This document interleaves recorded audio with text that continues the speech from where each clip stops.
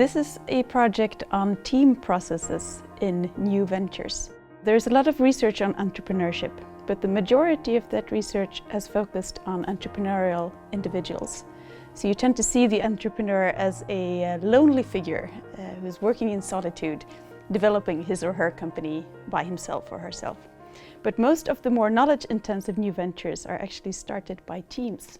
So you're a group of 2, 3, 4 or more people that go together and start your new team together. The research on new venture teams that we aim to do in this project is basically bringing together two rather separate fields of research.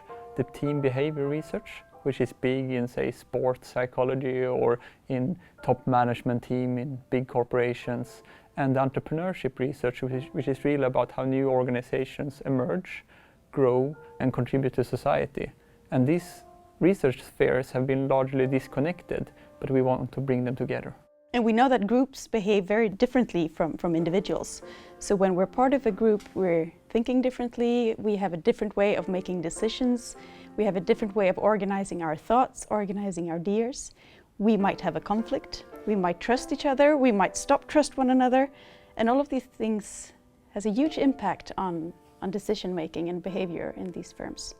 Of course, teams are comprised of individuals, so to actually get at the team aspects, we have to approach all the individuals involved in the team and get at their perceptions of what happens in the team, such as teamwork, team dynamics, interpersonal processes such as constructive criticism, creative conflict, or just disruption, which also happens.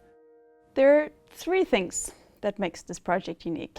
The first thing is that we take the team as the focus of analysis, not the individual, but we're really interested in the team. The second thing that we do differently is that we follow teams over time.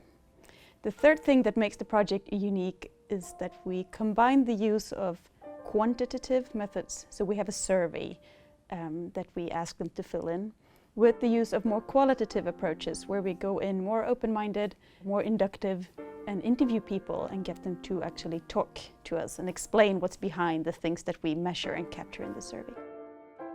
You really need a very specialized type of knowledge to do what we want to do. And there is no way, I would dare to say, that one person can comprehend all the knowledge it takes to really get this project through. We are a multidisciplinary group and we're also geographically dispersed. This is kind of similar to many of the entities that we study, new venture teams, where each team member involved has to have a specific expertise in order to contribute to the whole.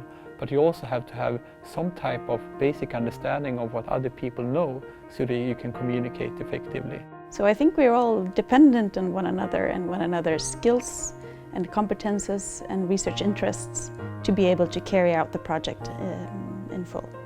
And that I see as a huge advantage. And also it's more fun to work together than working alone.